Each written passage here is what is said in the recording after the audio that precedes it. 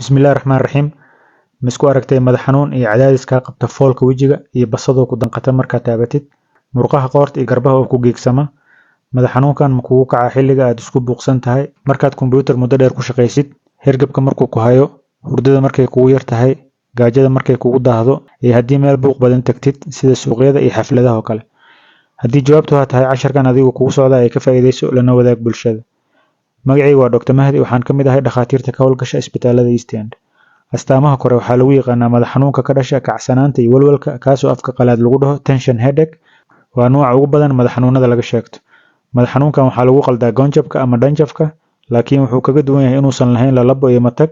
Sidoo kale jimicsigu wuu u roon yahay madax xanuunkan, meeshuu u daran yahay qofka qaba goonjabka. Laakiin labadoodu waxay ka wada siman yihiin in iftiinku ku dhibo markuu madaxa ku xanuunayo. Madax xanuunkan wuxuu badanaa qofka qabtaa 2 ilaa 3 jeer bishii, inkastoo dadka qaar ay joogto u dareemi karaan.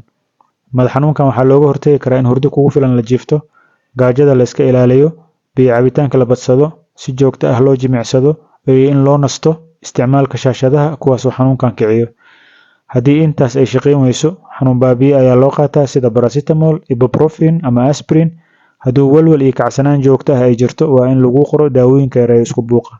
Haddii aad isku aragtid astaamaha soo socda oo aan lagu aqoon madax xanuunkan, waa inaad si degdeg ah u tagtaa dhakhtarka, sida 1. Hadalka oo culays kugu noqdo, 2. Qandho siyaado ah, 3. Qayb jirka ka mid ah oo dareenka ka tago ama dhaqaajin weysid, 4. Aragga oo isbedela ama wax arki weysid, 5. Socodka oo aad awoodi weyso.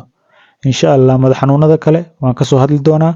Wixii su'aalaha oo ku saabsan casharkan noogu reeb qaybta commentiska ee muuqaalkan. Waana mahadsantahay.